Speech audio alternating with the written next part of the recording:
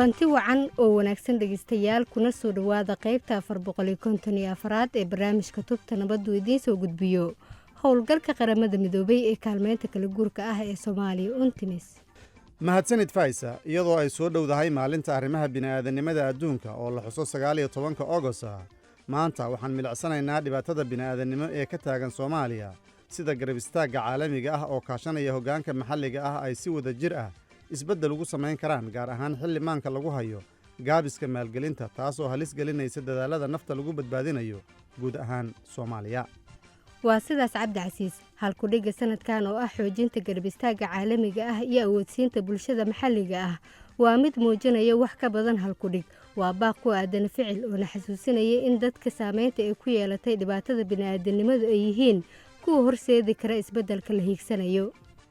waa run middaasi Fayso Soomaaliya waxay wajahaysaa mid ka mid ah xaaladaha degdega ah ee ugu culus adduunka isla markaana muddo dheer soo jiitamayay sida uu tilmaamayo xafiiska qaramada midoobay ee isku duwidda gargaarka bini'aadanimada qorshaha jawaab celinta arrimaha bini'aadanimada ee sanadka 2025 wuxuu qiyaasayaa in 5.98 milyan oo ruux oo ku nool Soomaaliya ay u baahan yihiin gargaar iyo ilaalin bini'aadanimo. dadkan ayaa la dalaadhacaya cunto la'aan baahsan taasoo ay sababeen colaadaha iyo qiimaha nolosha oo sare u sii kacaya. inkastoo taageerada caalamiga ah ay tahay mid lama huraan ah haddana xaqiiqadu waxay tahay in maalgelinta caalamiga ee dhinaca bini'aadanimada ay soo yaraanayso halka xaaladaha bini'aadanimada ee degdega ahna ay sii kordhayaan taasoo jirta haddana bulshooyinka maxalliga ah ayaa u dhaqaaqaya inay noqdaan kuwa ugu horeeya ee ka jawaaba arrimaha bini'aadanimada kuwa nabadda dhisaya iyo kuwa hormuud ku ah baadigoobka xalalka maadaama ay faham wanaagsan ka haystaan baahiyaha jira iyo xaqiiqada arrimaha bini'aadanimada. aad iyo aad taasina waa sababta aysan qaramada midoobay iyo dowladda Soomaaliya xoogga u saarayn oo keliya bixinta gargaarka degdega ah balse ay diiradda u saarayaan ka hortagga iyo diyaargarowga. tani waxay noqon kartaa waxyaabo ay ka mid yihiin aasaasidda nidaamka bixiya digniinaha hordhaca ah maalgelinta u adkaysiga isbeddelka cimilada iyo taageeridda dadaalada nabadda ee looga gol leeyahay yaraynta saamaynta ka dhalata masiibooyinka. sidoo kale marnaba iskama indhatiri karna halista ay wajahayaan shaqaalaha bini'aadanimada ee ka howlgala Soomaaliya annagoo xuseena maalinta adduunka ee shaqaalaha bini'aadanimada waxaan uga faa'iideysanaynaa fursaddan shaqaalaha maxalliga ee inta badan ku shaqeeya duruufo aan ammaan ahayn sharaftooda iyo ammaankooduna waa in la dhowraa si la mid ah rayidkay u adeegayaan. waa sidaas Faysa xaqiijinta in gargaarku gaaro kuwa baahida ugu badan u qaba ma ahan shaqo la xiriirta dhanka sahayda oo keliya balse waa mas'uuliyad akhlaaqeed. haddaba dhegeystayaal si aan mowduucan wax badan uga fahanno waxaa maanta barnaamijka marti noogu ah Crispin Rukaasha madaxa UNOCHA ee Soomaaliya iyo Qadar Sheekh Maxamed agaasimaha waaxda maareynta khataraha masiibooyinka ee hay'adda maareynta masiibooyinka qaranka ee Soomaaliya. Crispin haddii aan adigu kugu bilaabo maxaad nooga sheegi kartaa xaaladda bini'aadanimo ee Soomaaliya hadda ka jirta? Let me just emphasize that the daily reality for millions caught up in Somalia's humanitarian crisis goes far beyond statistics. haddii aan ka jawaabo su'aashaada iyo ogolow inaan tilmaamo xaqiiqada nololeed ee malaayiin ruux oo Soomaaliyeed kuwaasoo ku jira mashaqo bini'aadanimo oo ah mid dhaafsiisan tirooyin. tani waa sheekada qoysas guryahoodii uga barakacay colaado iyo dhibaatooyin ka dhashay isbeddelka cimilada. waa sheekada hooyooyin go'aansaday inaysan waqtiyada qaar wax cunin si aysan carruurtoodu u qadin. waa sheekada carruur sariirta aada iyagoo gaajaysan maadaama aysan haysan waxay cunaan. sidoo kale waxaan rabnaa inaan bidhaaminno in qoysaska barakacay ay miciin bideen inay ku noolaadaan teendhooyin ka samaysan maryo iyo baco. qaab nololeedkani wuxuu ka dhigayaa kuwo baylah u ah haliso badan gaar ahaan kuwa la xiriira dhinacyada ilaalinta haweenka iyo gabdhaha kuwaasoo wajahaya halis korortay oo la xiriirta tacadiyada ay ka mid yihiin kuwa ku salaysan jinsiga ka ganacsiga aadanaha iyo guurka carruurta. arrinta la xiriirta tacadiyada jinsiga ku salaysan waa mid muuqata oo walaac nagu haysa. haween iyo gabdho badan ayaa ku socda qorraxda aadka u kulul iyagoo baadigoobaya biyo iyagoo inta badan ku qasban inay kala doortaan biyo aan nadiif ahayn iyo biyo la'aan. maalgelinta xadidan ee arrimaha bini'aadanimada ayaa sidoo kale ka dhigay kumanaan qoys kuwa aan haysan daryeel caafimaad. carruur ay hayso nafaqadarro aad u ba'an ayaa qarka u saaran inay waayaan daaweyn nafta lagu badbaadinayo goobaha quudinta ayaa sidoo kale qarka u saaran in la xiro sababo la xiriira maalgelinta oo hoos u dhacday. Tani ma ahan oo keliya mashaqo guryo la waayey, balse waa nolol la waayey, sharaf la waayey iyo sidoo kale meerto nololeed oo loogu jiro in la sii noolaado. Maalin kasta oo ay dahdo wax ka qabashadu waxay mashaqada u sii riixaysaa meel aan waxba laga qaban karin, waana mid walaac aad u ballaaran ugu haysa. Of determination to survive against odds. So every day without action pushes this crisis closer to a point of no return. It's very, very worrying. Marka la eego gaabiska ku yimid maalgelinta arrimaha bini'aadanimo, sidee ayay arrintaasi u saameysay howlaha muhiimka ah ee arrimaha bini'aadanimada? Maxayse sameynaysaa qaramada midoobay si loo xaqiijiyo in gargaarka bini'aadanimada uu gaaro kuwa baahida ugu badan qaba? So in 2025, the humanitarian partners through the humanitarian country team sanadka 2025 bahwadaagta gargaarka oo sii maraysa kooxda dalka ee arrimaha bini'aadanimada waxay codsadeen 1.42 bilyan oo dollar si loo caawiyo 4.6 milyan oo ruux oo Soomaaliyeed oo gargaar u baahan. Hadda oo aan kula hadlayo codsigaas waxaa la maalgeliyay 17% oo kaliya. Gaabiskan ballaaran ee ku yimid maalgelinta arrimaha bini'aadanimada wuxuu yeeshay saameyn. Waxaa yaraaday goobihii qaybinta cuntada, waxaa yaraaday helitaanka biyaha nadiifta ah, waxaa hoos u dhacay adeegyadii caafimaadka, gaar ahaan goobaha fogfog ee dhibaatadu ay aadka u saamaysay. Hadda in ka yar 30% xarumaha caafimaadka ayaa bixin kara adeegyada degdega ah ee umulisanimada. Adeegyada ilaalinta haweenka iyo gabdhaha wajahaya halista korortay ee tacdiyada jinsiga ku salaysan iyo xadgudubyada kale ayaa aad u xadidan. iyadoo ay jiraan caqabadahan, haddana qaramada midoobay iyo bahwadaagta kale waxay ka shaqaynayaan sidii ay u sii socon lahayd taageerada nafta lagu badbaadinayo. Waxaan mudnaanta siinaynaa kuwa dadka ugu nugul, iyadoo qorshaheenna jawaab celinta arrimaha bini'aadanimada ee sanadkan 2025 uu diiradda saarayo caawinta kuwa qaba baahida ugu badan, oo ay ku jiraan qoysaska barakacay, dumarka, carruurta, waayeelka, dadka laga tirada badan yahay iyo dadka ku nool goobaha ay adag tahay in la gaaro. sidoo kale waxaan xoojinaynaa iskaashiga maxalliga ah. Qaramada midoobay waxay la shaqaynaysaa maamulada Soomaaliya, gaar ahaan hay'adda maaraynta masiibooyinka Soomaaliya iyo wasaaradaha gargaarka ee dowladaha xubnaha ka ah federaalka, si jawaabta looga dhigo mid dadka u dhow, isla markaana dadka deegaanka awood loogu siiyo inay si dhaqso ah uga jawaabaan baahida. qaababka aan wax u qabanayno waxaa ka mid ah barnaamijyo ku salaysan baahida deegaanka iyo lahaanshaha bulshada. Intaas waxaa dheer, waxaan xoojinaynaa u qareemidda ku wajahan deeq-bixiyayaasha. Waxaan rabnaa sidoo kale inaan la shaqayno qaybaha gaarka loo leeyahay, qurbo-joogta iyo hay'adaha kale sida ururka bangiyada. Haddii aan la helin maalgelin dheeriya, malaayiin ruux ayaa halis gelaya. Baahidaasi ma ahan gaajo iyo cudur, laakiin waa suurtagalnimada inuu burburo nidaamka nugul ee ay ku tiirsan yihiin si ay u badbaadaan. But without funding, let me just add on that, millions remain at risk, not just from hunger and disease, but because of the likely collapse of fragile system they depend on to survive. maalinta bini'aadanimada adduunka waxay bidaaminaysaa dadaalada ay bixinayaan shaqaalaha gargaarka ee ka shaqeeya deegaano halis ah. Soomaaliyana waxaan ognahay inaysan ahayn meel ku cusub colaadda. Haddaba sidee ayay qaramada midoobay u xaqiijinaysaa badqabka shaqaalaha arrimaha bini'aadanimada? If I may say, delivering aid in Somalia often means gaarsiinta gargaarka dadka Soomaaliyeed macnaheedu waa inaad ka hawlgasho mid ka mid ah deegaanada ugu adag ee ay halisi ka jirto. Maalin kasta shaqaalaha gargaarka naftooda ayay halis geliyaan, waxay wajahaan rabshado, amni darro iyo gaaritaan la'aan, iyadoo intaasoo dhan ay ku dhacayaan waqti ay gudanayaan waajibkooda. Si loo ilaaliyo shaqaalaha bini'aadanimada, qaramada midoobay waxay qaadaan nidaam baahsan. waaxda qaramada midoobay u qaabilsan badbaadada iyo amniga ayaa samaysa qiimaynta amniga si loogu caawiyo shaqaalaha inay si amniya u gutaan waajibkooda. waxaa sidoo kale muhiim ah tababarada. shaqaalaheenna waxaa la siiyaa tababaro joogto ah oo ku saabsan badbaadada shaqaalaha.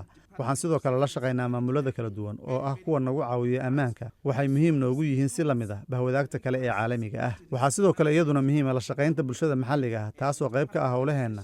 waxaan la shaqaynaa maamulada, hogaamiyaasha bulshada iyo bahwadaagta kale si loo dhiso kalsoonida iyo aqbalaadda.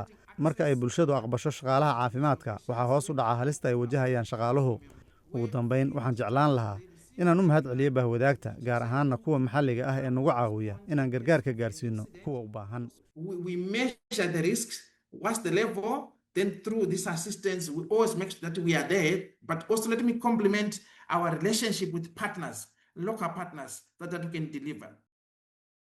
aad iyo aad ayuu u mahadsan yahay dhegeystayaaalkaasina wuxuu ahaa Crispin Rukaasha, madaxa UN-OCHA ee Soomaaliya. wuxuu nagala qaybgalayay barnaamijka Tubta Nabadda.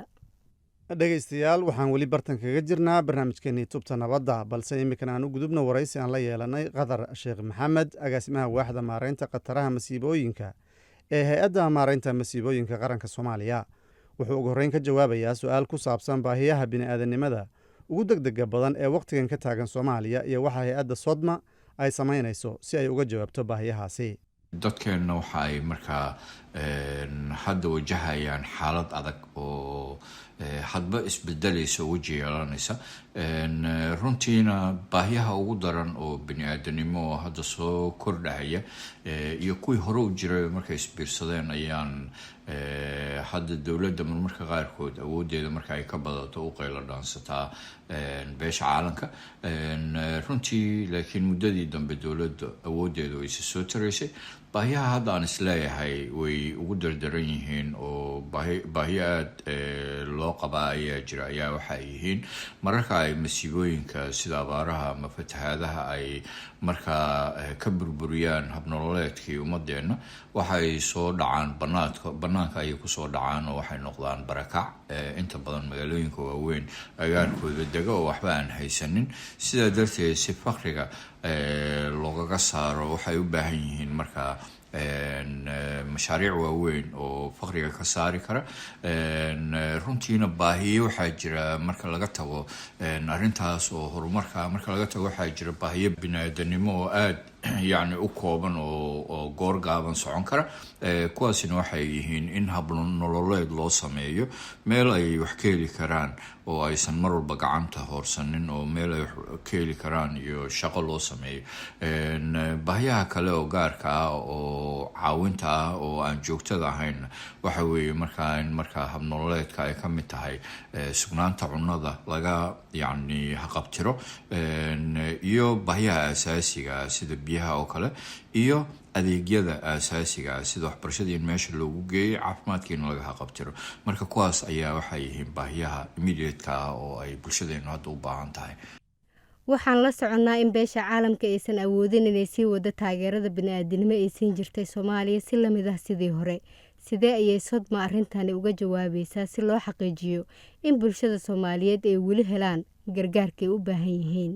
ummadihii muddadaba soo caawin jiray oo soo taageeri jiray dowladda soomaaliya ayaa hadda waxaa moodaa iyagii in ay xaalad dhinacooda ah iyo arrimo iyaga u gaara dartood ay waxoodii hoos u dhigeen ama ay joojiyeenba. taasi waxay ku muujinaysaa in aan isku halayn tiro badan aan yacni dowlad banaanka ka dowladda soomaaliya aan lagu qabi karin. sidaa darteed ajendaha iyo istraatiijiyadda dowladda soomaaliya ay qaadatay waa istraatiijiyad proactive ah oo goor hore aan ka baaraan degnay. runtii waxaan madasha qaran arrimaha bini-aadanimada looga falanqoodo oo tii ugu dambeysay oo usbuuci dhoweyd lagu soo gabagabeeyey magaalada baydhabo. ajendahaas ayaa hareynahayay shirka runtiina qodobo muhim ah oo looga gudbi karo ku tiirsanaantaas ayaa laysku soo raacay. qodob koowaad wuxuu yahay yabooha afka ah oo inta badan afkaa laga yaboohaa oo hadda ficil loo bedelo dowladda soomaaliya ay isku tashato dadkeedana ay markaa maxaa la yidhaahdaa ay hogaamiso oo ay u hogaamiso xaggii isku tiirsanaanta. ka guurista gargaarka muddada gaaban islamarkaana loo guuro xalal muddada dheer oo waara waa muhiim. haddaba sidee ayay hay-adda masiibooyinku u xoojinaysaa ka hortagga iyo u diyaargarowga iyo sidoo kale adkaysiga gaar ahaan wax ka qabashada khataraha cimilada iyo yareynta iska horimaadyada maxalliga ah? muddaba waxaan ku guda jirnay inaan siyaasado sameyno siyaasadda qaran ee maareynta masiibooyinka oo kale tusaale markaan kaaga soo qaato sectorkan. runtii siyaasaddaas waxay u baahan tahay fulin yacni u go-naan ah oo dowladda inay ka go-naato keliya maaha soodma yacni hay-adaha kala duwan oo dooliga ah iyo kuwaan dooliga ahayn oo markaa maxalliga ay u badan yihiin oo tusaale ahaan marka laga soo tago waxyaabaha kale waxaa marka fulinta siyaasadda ayaa waxay soo bilaabatay muddo aan aada u dheereen laakiin ku socotay xawli. tusaale ahaan soodma oo kaleeto waxay qaadatay maxaa la yidhaahdaa qorshaha ah qorshe qaran oo markaa la yidhaahdo disaster risk financing oo ah in masiibada khatarteeda la maalgeliyo markaa si aysan isku bedelin markaa masiibo oo aysan u claim garayn ama ay u sheegaan naf ama hanti sidaa darteed meel dhexaa lagu joojiyey taas micnaheedu waxa weeye ka hortag ama yareyn khatar ayay noqonaysaa markaa runtii waxaa jirta iyadana initiative kaleeto oo hindise kaleeto oo aan wadno oo ah anticipatory actionku waxa weeye fal markaa la ka hortag ah oo laga hortagayo intaysan dhacdadu dhicin dhacdada haddii abaar tahay haddii ay fatahaad tahay labadaba oo maalgelin lagu sii sameeyo oo dadkii lala gaaro wixii taageero ahaa sidaa darteed waxaa marka hoos u dhacaya taas ay hoos u ridaysaa markii naftii dhimanaysay ama hantidii burburaysa ayay hoos u dhimaysaa marka ka hortaga iyo yareynta khataraha masiibooyinka labadaba siyaasadaas qodobadeeda sheegaya ayaa fulinteedii si xawli ah hadda ay ku socdaan oo masan tahay aad iyo aad ayuu u mahadsan yahay kaasina wuxuu ahaa qadar sheekh maxamed agaasimaha waaxda maaraynta khataraha masiibooyinka ee hay-adda maaraynta masiibooyinka qaranka soomaaliya oo marti noogu ahaa barnaamijka tubta nabadda iminkana dhegeystayaal waxaad ku soo dhowaataan gabay ku saabsan isbeddelka cimilada iyo ilaalinta deegaanka oo inoo marinayo liibaan cabdi warsame carrada nabaad guurta iyo ceelashaan guraya xoolaha cashiyey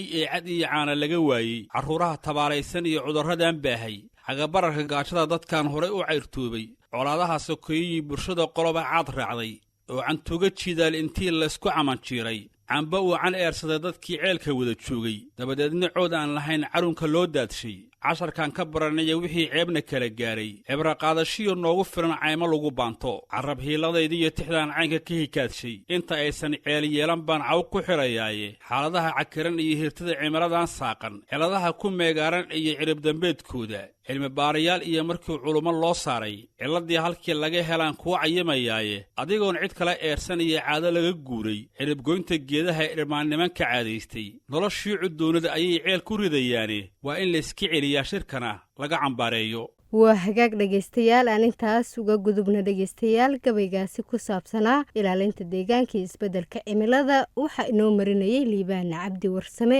waxaana ugu dambeeyey dhegaystayaal barnaamijkeenii tubta nabadda oo toddobaadkan halkan ay idinkala socodsiinayeen cabdicasiis maxamed diiriye iyo anigoo ah faa'ise cabdi warsame fadlan noo soo gudbiya aragtiyadiina idinkoo noogu soo hagaajin karaa barta aan ku leenaha facebook oo ciwaankeennu yahay tubta nabadda hase yeeshee waxaad hadda u diyaargarowdaan qaybtii ugu dambeysay barnaamijka oo ah qaybtii qadadka taleefanada adinkoo naga soo wici kara taleefon nambarada idaacadaha aad barnaamijkan ka dhegaysanaysaan